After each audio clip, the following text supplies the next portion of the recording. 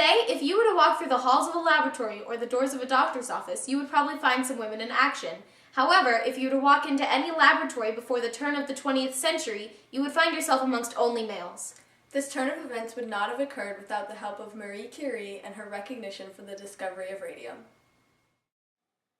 Marie Curie, born Maria Salomea Sklodowska in Warsaw, Poland, grew up the child of two well-known teachers. As a young woman, she studied alongside her siblings at the Floating University in Poland. The Floating University was a secret college in which professors and students would meet behind closed doors because of the censored curriculum in Poland at the time. She begrudgingly worked as a governess until 1891 when her older sister Branya invited Marie to live with her and study at the University of Paris.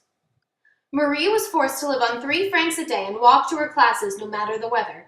During her studies, she not only became a master of science, but also met her future husband and fellow science enthusiast, Pierre Curie. She ended up with 2 degrees in physics and math and soon began her work in the laboratory. Marie Curie discovered the element radium alongside Henri Becquerel and Pierre Curie. It was first discovered in the mineral pitchblende. Later, Marie isolated the radium from the mineral. This work would earn her 2 Nobel Prizes and many awards and titles. These awards proved to be a big step in the scientific field for women. However, many of Marie's female predecessors in science went unrecognized.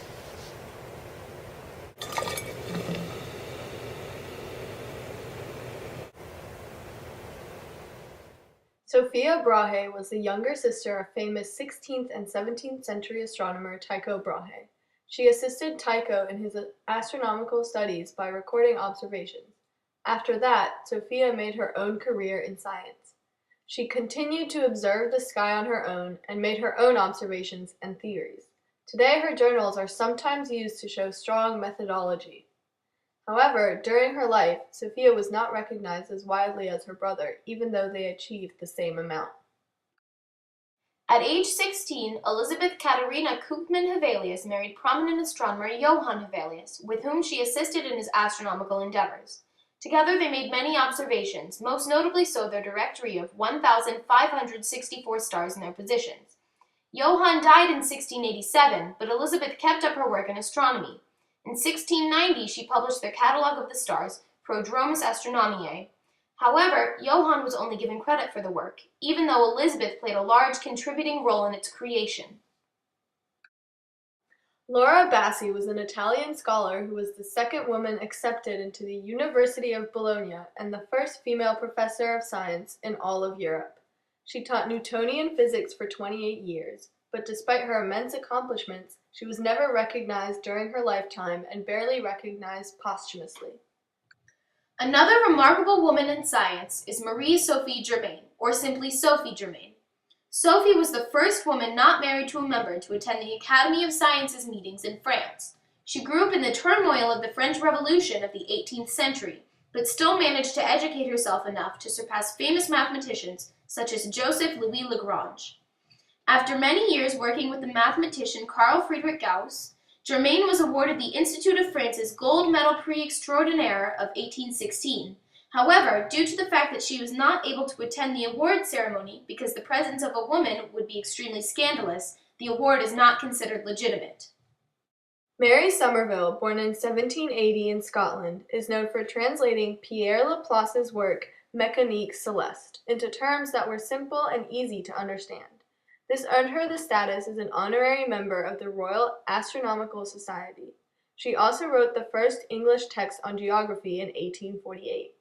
Her accomplishments are extremely impressive, especially because of her struggle to learn algebra and higher math independently, despite opposition from her traditionalist parents who attempted to halt her education.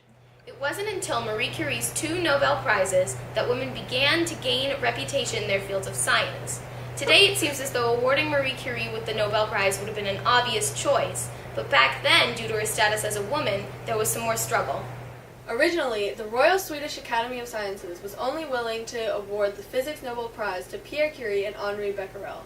Pierre saw this as an injustice to Marie and lobbied to the Academy to include her. After an intense amount of discussion and bickering, the Academy finally decided to include Marie in the prize, thus making her the first female Nobel laureate. Being the first globally renowned female scientist, Marie Curie made it possible for any ordinary woman to choose a career path in science. Since Marie Curie's Nobel Prize in 1903, 44 women have won this prestigious award. Among them is Ada Yonath. Ada Yonath is an Israeli crystallographer who, because of her work with ribosomes, became the first woman in the Middle East to win a Nobel Prize in 2009. She received her doctoral degree in 1968 at the Weizmann Institute of Science in Israel and continued to do postdoctoral work in American universities such as Carnegie Mellon and MIT. Ada Yonath is living proof of Marie Curie's legacy.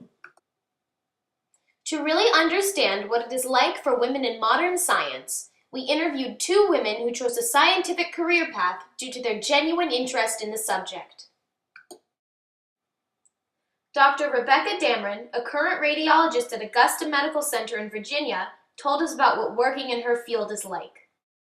Okay, radiology I like because radiology is trying to figure out what people have and why. So you're the detective, you're the mystery solver. So anytime someone comes into the hospital who is sick, they rely upon the radiologist to figure out why they're sick and decide what tests are needed in order to determine what is making them sick. So that is really fun. Carol Stutzman, a high school chemistry teacher, expanded on her interest in science that began at a young age. I always have done different little projects. Like I was the type that was out. I remember this 5th grade project where I had to look at trees over a period of a couple of weeks and check because they were budding, and I drew little pictures of the bud and then the little blossom. And I did it, I think, completely on my own because I don't remember any kind of like assignment. It was just something I wanted to do. And I've always liked things like worms and bugs, and I've never was any grossed out by anything. So. When asked about the current status of women in science, Ms. Stutzman said, I didn't see any real bias as far as when I was studying things. Whether there was unspoken bias, who knows? Marie Curie not only helped women in modern science after her death, but she also established a school alongside other Nobel laureates to teach their children.